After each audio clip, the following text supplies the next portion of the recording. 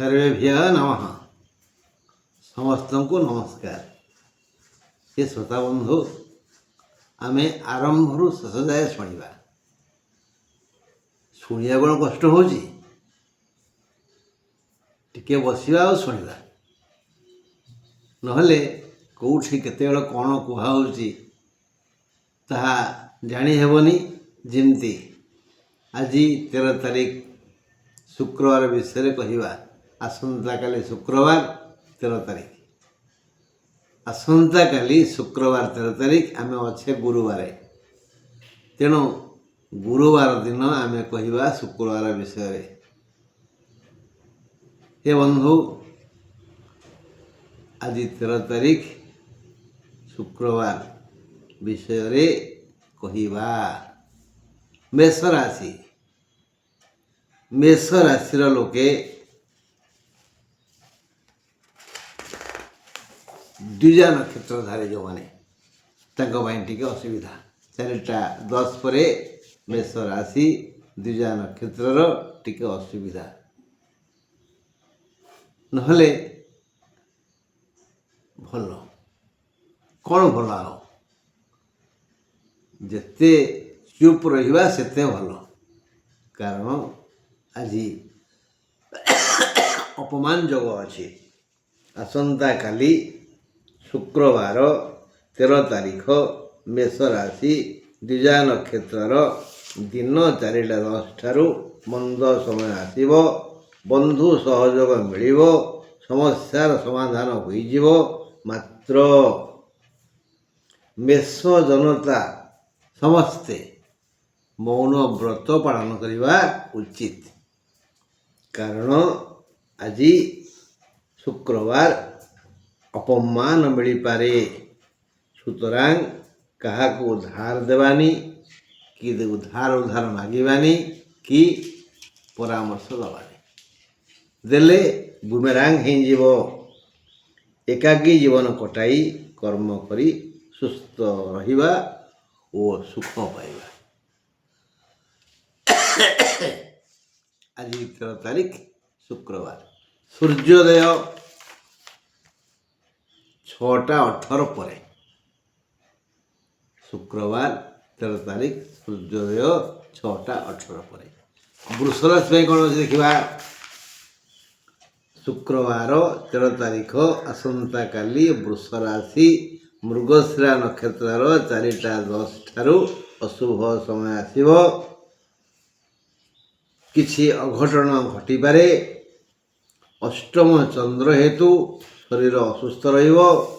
विशेषतः मृगशिरा नक्षत्रधारी लोके सावधान रहिले भल कारण राति कथा रोग हबो जंत्रणा बढ़ी जीवो। दिन सारा किछि निंदा शुणिबे दूरयात्रा करिवे वृथा भ्रमण होई पारे। यथा समय भोजन न मिल पारे विलंबरे भोजन मिलिबो और भल भोजन मिलिबो। आज वृष राशि महिलांकर घात चंद्र। अच्छा देखिबा आज शुक्रवार आ कौन अच्छी। आज शुक्रवार 13 तारीख सूर्यास्त 5:43 पर सूर्यास्त 5:43 पर मिथुन राशि लोके 13 तारीख आसंता काली शुक्रवार मिथुन राशि महिलांकर घात चंद्र 4:10 पर पुनर्वसु नक्षत्र अशुभ समय आसब। मिथुन जनता मध्यरु जो माने कर्मठ और सुस्थ से माने यथेष्ट बेसी रोजगार करिवे। समस्त वृत्ति व्यवसाय सेवा और व्यवसाय श्रम अनुसार आय हेबो। आज स्नेह आदर पाइबे देह सुस्थ रहिबो। कथाटी मन को पाउछि कि नहीं देइथिले पाई। आमे आज गुरुवार आलोचना करते शुक्रवार आसंता काली शुक्रवार सूर्य उदय विषय कहली सूर्यास्त कहली जे सूर्योदय 6:18 पर सूर्यास्त 5:43 पर अशुभ समय 10ଟା 34ରୁ 12ଟା 10ଟା 34ରୁ 12ଟା ବାସ୍। ଏବେ କର୍କଟ କଥା। କର୍କଟ ରାଶି ଅଶ୍ଳେଷା ନକ୍ଷତ୍ରର ଦିନ 4ଟା 10 ପରେ ଅଶୁଭ କାଳ ଆସିବ। ବିବିଧ ଲାଭ ଯୋଗ ଅଛି। ନବ ନିଯୁକ୍ତି ବା ପ୍ରମୋସନ ବା ଏରିୟର ମିଳିପାରେ ଚାକିରିଆଙ୍କ ପାଇଁ। ଯେଉଁମାନେ ଉଚ୍ଚ ଶିକ୍ଷିତ ଯୁବକ ଯୁବତୀ ବା ଅନ୍ୟ କେହି, ସେମାନଙ୍କୁ ନିଯୁକ୍ତି ପତ୍ର ମିଳିପାରେ। ଯେଉଁ ଚାକିରି କରିଛନ୍ତି ତାଙ୍କର ପ୍ରମୋସନ ହୋଇଯାଇପାରେ ଏବଂ ସରକାରଙ୍କ ଠାରେ ଥିବା ବା କମ୍ପାନୀରେ ଥିବା ବାକିଆ ପଇସା, ୟାକୁ ଏରିୟର କୁହାଯାଏ, ତାହା ମିଳିଯାଇପାରେ। ଉପହାର, ଅର୍ଥ, ସମ୍ମାନ ଇଏ ମଧ୍ୟ ମିଳିବାର ସମ୍ଭାବନା ଅଛି। ଘରକୁ ନବବଧୂ ଆସିପାରେ। ଜୀବନସାଥୀ ମିଳିପାରେ। ଉତ୍ତମ ଭୋଜନ, ସୁସଜ୍ଜା ପରି ବିଭିନ୍ନ ଲାଭ ଆଜି ଅଛି। ବ୍ୟବସାୟୀଙ୍କୁ ଅର୍ଥ, ଆସନ୍ନ ପ୍ରସବା ନାରୀକୁ ସନ୍ତାନ, ଆଉ କୃଷକକୁ ତା ଅମଳର ମୂଲ୍ୟ ମିଳିବ। ଆଜି ଭଲ ଭୋଜନ ଓ ଉତ୍ତମ ମିତ୍ର, ସୁଖ ନିଦ୍ରା, ପ୍ରୀତିପ୍ରଦ ଦ୍ରବ୍ୟ, ମଧୁର ଭାଷୀ ବନ୍ଧୁ ପାଖକୁ ଆସିବେ, ହସି ହସି ଦ୍ୱିପଦ କହିବେ, ଦେହ ଠିକ୍ ରହିବ। କର୍କଟ ରାଶି ଭାଇ। ସିଂହ ରାଶି କଥା। 13 ତାରିଖ ଶୁକ୍ରବାର ସିଂହ ରାଶିର ପୂର୍ବ ଫାଲ୍ଗୁନ ନକ୍ଷତ୍ରର 4ଟା 10ରୁ ଅଶୁଭ ସମୟ ଆସିବ। ଆସନ୍ତାକାଲି ସିଂହ ରାଶି ପାଇଁ ହେବା ନ ହେବା ଦିନ। ହେବା ମାନେ କେତେଙ୍କର କିଛି ଇଚ୍ଛା ପୂରଣ ହେବ, କିଛି ଇଚ୍ଛା ପୂରଣ ହେବନି। ହେବା ନ ହେବା ଦିନ। ଯିଏ ପୁରୁଷ ସିଂହ, କର୍ମଠ ପୁରୁଷକୁ ସିଂହ କୁହାଯାଏ ନା। ଯିଏ ପୁରୁଷ ସିଂହ ତାକୁ ନାନାବିଧ ସୁଖ ମିଳିବ। ଆଉ ଯିଏ ହାତ ଅଳସ ନିଶ ବଙ୍କା, ନିଶ କହେ ମତେ ଖେଉରି ପକା। ନିଶ ଯଦି ସୁସଜ୍ଜିତ ନୁହେଁ, ତାହେଲେ ନିଶ ରଙ୍ଖ ତୁନି ବୋଲି ନିଶକୁ ଅପମାନ ହୁଏ। ନିଶ କହେ ମତେ କ୍ଷେର କରିଦେ। ହାତ ଅଳସ ଥିଲେ ନିଶ ମଧ୍ୟ ବଙ୍କା ହେଇଯିବ, ସାଇଜରେ ରହିବନି। ଅଳସୁଆଙ୍କୁ ମଧ୍ୟ ସେଇ କଥା। ଗୋଟେ ଅଳସୁଆ ଆଉ ଗୋଟେ ଅଳସୁଆ କହିଲା ହାଏ ତୁ ଗୋଟେ କ'ଣ ମୋ ପାଖରେ ଶୋଇଛୁ, ସେଠି ଫଳ ପଡ଼ୁଛି ଆଣୁନୁ ଖାଇବା। ଇଏ କହୁଛି ତୁ ଆଣୁନୁ, ମୁଁ ଆଣିଲେ କ'ଣ ଅଧିକା ହେବ, ତୁ ଆଣିଲେ ବେଶୀ ମିଠା ଲାଗିବ। ଏମିତି ହଁ ବାଟରେ ପଳେଇଗଲା। ସେମିତିଆ ଲୋକଙ୍କୁ ଶୁକ୍ରବାର ଦୁଃଖ ମିଳିବ। ହାତ ଅଳସ ନିଶ ବଙ୍କା ଏଇଭଳି ଚିନ୍ତାଧାରା ଯେଉଁମାନେ, ସେମାନଙ୍କୁ ଦୁଃଖ ଦୁଃଖ ଦୁଃଖ ମିଳିବ। ସେମାନେ କ୍ଲେଶ କଷ୍ଟ ଯନ୍ତ୍ରଣାରେ ଘାଣ୍ଟି ହେବେ। ଏଣୁ ବିଚାର ଆପଣଙ୍କର। ଆପଣ କର୍ମଠ ହେବେ ତ ପାଇବେ, ଅଳସ ହେବେ ତ ହରେଇବେ। ସିଂହ ରାଶି ପାଇଁ କାଲି ଏଇ ଯୋଗ, ବିଧାତା ଏ ଅବସ୍ଥା କରିଛନ୍ତି। କନ୍ୟା ରାଶି କଥା। ଆସନ୍ତାକାଲି 13 ତାରିଖ ଶୁକ୍ରବାର କନ୍ୟା ରାଶି ଚିତ୍ରା ନକ୍ଷତ୍ରର 4ଟା 10ରୁ ଅଶୁଭ ସମୟ ଆସିବ। ଋଣ କରିବା ପାଇଁ ବାଧ୍ୟ ହେବେ, ସେଭଳି ପରିସ୍ଥିତି ସୃଷ୍ଟି ହେବ। ବୃଥା ବୁଲାବୁଲିରେ ସମୟ ଯିବ। ନିନ୍ଦା ଶୁଣିବେ। ଯାତ୍ରା ବେଳେ ଅସୁବିଧା ବାରମ୍ବାର ହେବ। ଶରୀର ଅସୁସ୍ଥ ହେବ। ପୁରୁଣା ରୋଗ ଭାରି ବାଧିବ। କଷ୍ଟ ହେବ। ଯଥା ସମୟରେ ଖାଦ୍ୟ ମିଳିବନି। ବିଳମ୍ବରେ ସ୍ୱାଦିଷ୍ଟ ଆହାର ମିଳିବ ଓ ଇଚ୍ଛା ପୂରଣ ହେବ ବହୁ ବିଳମ୍ବରେ। ହେଲେ ସେ ଯେଉଁ ଇଚ୍ଛା ପୂରଣ ହେବ ସେମିତି ପୁରା ସନ୍ତୁଷ୍ଟ ନୁହଁ। 13 ତାରିଖ ଆସନ୍ତାକାଲି ଶୁକ୍ରବାର ତୁଳ ରାଶି ବିଶାଖା ନକ୍ଷତ୍ରର 4:10 ପରେ ଅଶୁଭ ସମୟ ଆସିବ। ସମସ୍ତ ତୁଳ ଜନତାଙ୍କ ପାଇଁ ଆଜି ଶୁଭ ଦିନ, ଭଲ ଦିନ। ମାନ ସମ୍ମାନ ଆଦର ସବୁ ପାଇବେ। ସମସ୍ତ ସାନ ବଡ଼ ବ୍ୟବସାୟୀ ଉପକୃତ ହେବେ। ସ୍ୱାସ୍ଥ୍ୟ ସମସ୍ୟା ନାହିଁ ତୁଳା ରାଶିର। ହାତକୁ କାମ, ମୁଣ୍ଡକୁ ବୁଦ୍ଧି, ମନକୁ ସୁଖ ଓ ପାଟିକୁ ସ୍ୱାଦିଷ୍ଟ ଆହାର ମିଳିବାର ଦିନ ହେଲା ଶୁକ୍ରବାର।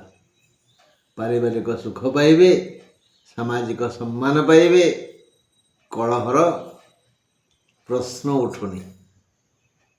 ବିଛା କଥା, ଶୁକ୍ରବାର 13 ତାରିଖ ଆସନ୍ତାକାଲି ବିଛା ରାଶି ଜ୍ୟେଷ୍ଠା ନକ୍ଷତ୍ରର 4:10 ଅଶୁଭ ସମୟ ଆସିବ। ଶତ୍ରୁ ଭୟ ଅଛି। କେହି ପରଶ୍ରୀ କାତର ଲୋକ ବା ଶତ୍ରୁ ଡରେଇ ପାରେ। ଭାଇ ଭଉଣୀ ସମ୍ପର୍କରେ ଫାଟ ସୃଷ୍ଟି ହେବ। ଆଜି ଘାତବାର ବିଛା ରାଶିର। ପଡ଼ୋଶୀ କଜିଆ କରିପାରେ। ମନ ଆଜି ଅବୁଝା ହେବ। ଧନାଗମ ହେଲେ ବି ମନ ଅସ୍ଥିର ହେତୁ କର୍ମରେ ମନ ଲାଗିବନି। ବିଶ୍ରାମ ନେବାକୁ ଇଚ୍ଛା ହେବ, ଦୁର୍ବଳ ଲାଗିବ। ନିଜ ଲୋକ ବି ଭୁଲ ବୁଝିବେ। ଏହିପରି ଆଜି ଶତ୍ରୁ ବୃଦ୍ଧି ହେବାର ପରିବେଶ ସୃଷ୍ଟି ହେବ। ମନ ଶତ୍ରୁ ହେବ, ଦେହ ଶତ୍ରୁ ହେବ, ମନର ଉଭୟ ଶତ୍ରୁ ହେବେ। ଆପଣା ଲୋକ ଶତ୍ରୁ ହେବେ, ନିଜର। ଏଇଭଳି ଦିନଟି ଆଜି ବିଛା ରାଶିର। ଆସନ୍ତାକାଲି 13 ତାରିଖ ଶୁକ୍ରବାର ଧନୁ ରାଶିର ଘାତବାର 4:10 ପରେ ପୂର୍ବାଷାଢ଼ା ନକ୍ଷତ୍ରର ବିଶେଷ କ୍ଷତି ହେବ।